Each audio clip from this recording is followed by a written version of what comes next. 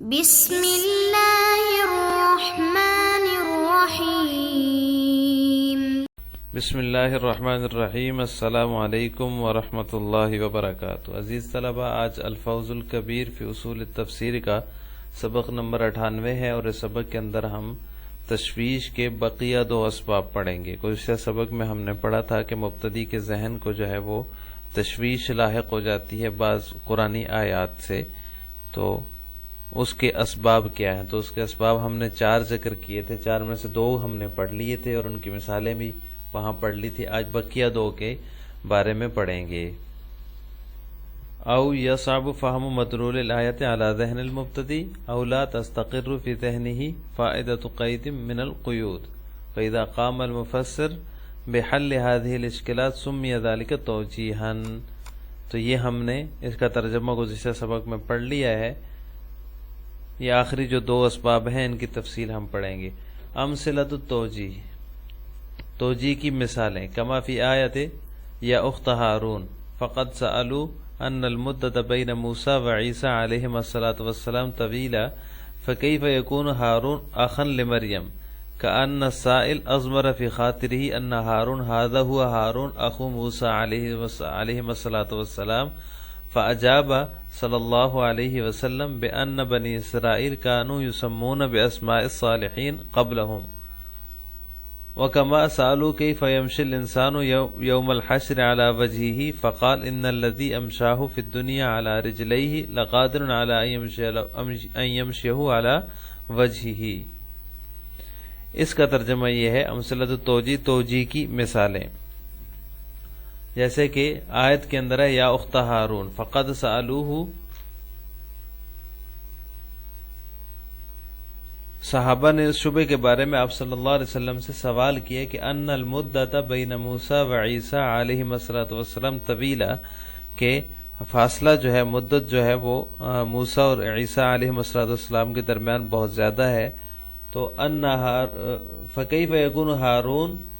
اخا لمریم، تو ہارون کیسے حضرت مریم علیہ السلام کے بھائی ہو سکتے ہیں۔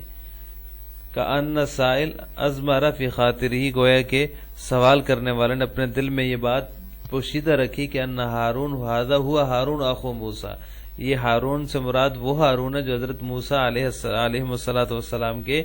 بھائی ہارون علیہ السلام ہیں۔ فاجاب، تو آپ صلی اللہ علیہ وسلم نے ان کو جواب دیا بان بنی اسرائیل کانوا یسمون باسماء الصالحین قبلہم، کہ بنی اسرائیل سلف صالحین کے ناموں پر نام رکھا کرتے تھے۔ اور دوسرا وَكَمَا سَأَلُوا كَيْفَ يَمْشِي الْإِنسَانُ يَوْمَ الْحَشْرِ عَلَى وَجْهِهِ، دوسرا جیسا کہ سوال کیا انسان محشر کے روز منہ کے بل کیسے چلے گا، تو آپ نے فرمایا فقال ان الذي امشاه في الدنيا على رجليه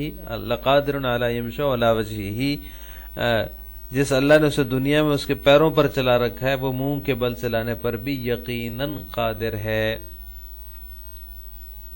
تو یہاں سے مصنف رحمہ اللہ یصعب فہم مدلول الآیہ، تو یہاں سے مصنف مبتدی کے ذہن میں جو تشویش پیدا ہو رہی ہوتی ہے اس کے اسباب میں سے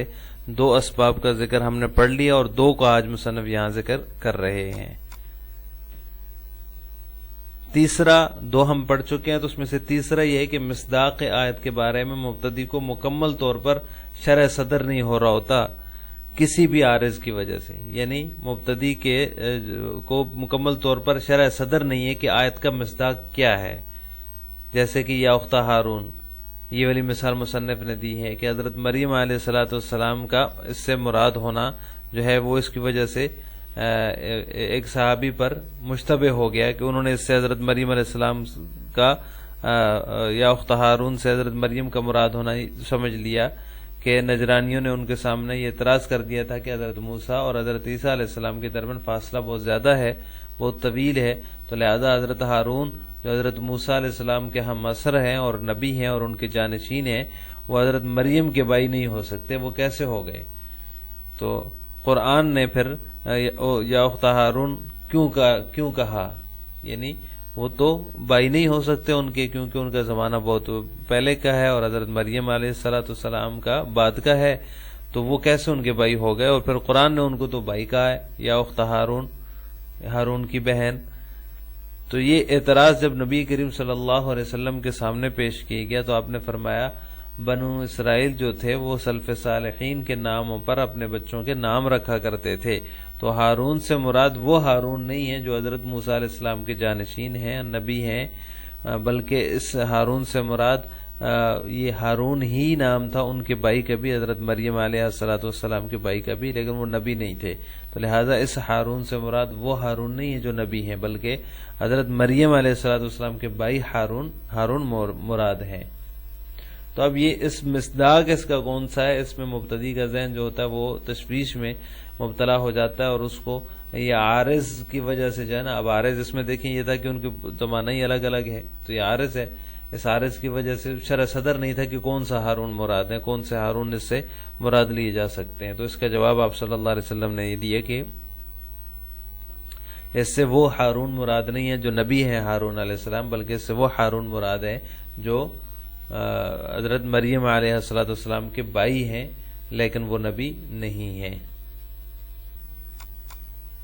اور چوتھا جو سبب ہے اس ذہنی تشویش کا وہ یہ ہے کہ آیت کی شرائط اور قیود میں سے کسی قید کے مقصد اور اس کی حیثیت تک ذہن کی رسائی نہیں ہو سکتی تو تشویش پیدا ہو جاتی ہے، یعنی ذہن اس قید کے مقصد اور حیثیت تک نہیں پہنچ سکتا، تو اس کی وجہ سے جو ہے وہ تشویش پیدا ہو جاتی ہے، اور پھر اس کا حل پیش کرنا اس کو توجیہ کہا جاتا ہے۔ جیسے اس کی مثال آیت قصر ہے، ان خفتم ان یفتنکم الذین کفروا، تو اب اس میں ان خفتم کی قید کے بارے میں حضرت عمر رضی اللہ تعالی عنہ اور اس طرح دوسرے صحابہ کرام کو تشویش ہوئی، اور انہوں نے آپ صلی اللہ علیہ وسلم جو ہے سے پوچھ لیا، تو حضرت عمر رضی اللہ تعالی عنہ نے ان سے پوچھا، یعنی آپ صلی اللہ علیہ وسلم سے پوچھا، تو آپ نے فرمایا صدقۃ تصدق اللہ بہا علیکم، یہ ایک صدقہ ہے جس کو اللہ تعالیٰ نے تم پر صدقہ کیا، فاقبلوا صدقتہ، تو اس کا صدقہ قبول کرو، جس سے معلوم ہوتا ہے کہ یہ قید اتفاقی ہے، یعنی آپ صلی اللہ علیہ وسلم کا یہ جواب ہے، اس سے معلوم ہوتا ہے کہ یہ قید اتفاقی ہے، اس کا مقصد نزول آیت کے وقت کسی جو ہے وہ حکم کی تعلیق یا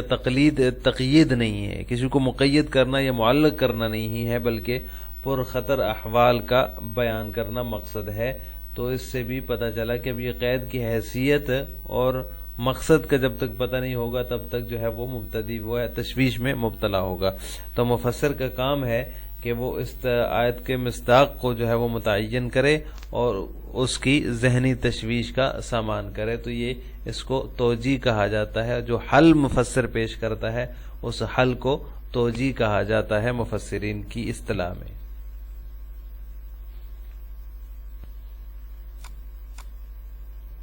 آج کے سبق کا خلاصہ یہ ہوا کہ ہم نے مبتدی کے ذہن میں ہونے والی تشویش کے 4 اسباب میں سے 2 کا ذکر بما مثال کے پڑھا ہے۔ گزشتہ سبق میں ہم نے 2 جو ہے اسباب پڑھے تھے اور ان کا جو ہے توجیہ کا مطلب اور مقصد سمجھا تھا، اور ساتھ میں اس کی مثالوں کے ساتھ 2 اسباب پڑھے تھے۔ آج کے سبق میں بھی ہم نے جو تشویش کے 4 اسباب مصنف نے ذکر کیے ہیں ان میں سے 2 کا ذکر جو ہے وہ تفصیل سے ہم نے پڑھا ہے۔ آخر میں آپ سے 2 سوال ہیں۔ پہلا سوال یہ ہے کہ تشویش کے اسباب میں سے تیسرا سبب کیا ہے، اس کا جواب آپ نے کمنٹ باکس میں دینا، مطلب زیادہ تفصیلی نہیں، مثال کے ساتھ نہیں، بلکہ تیسرے سبب کو اس اختصار کے ساتھ آپ نے کمنٹ باکس میں بتانا ہے کہ تیسرا سبب یہ ہے تشویش کے اسباب میں سے۔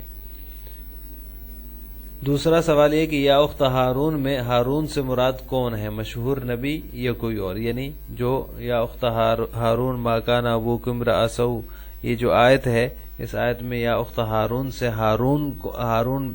جو ہے وہ کون سے مراد ہے، وہ نبی ہارون مراد ہیں جو کہ مشہور ہیں، حضرت موسیٰ علیہ السلام کے جانشین ہیں اور ان کے نائب ہیں، یا پھر کوئی اور ہارون مراد ہیں، اس کا بھی آپ نے اختصار کے ساتھ کمنٹ باکس میں جواب دینا ہے۔ السلام علیکم ورحمۃ اللہ وبرکاتہ۔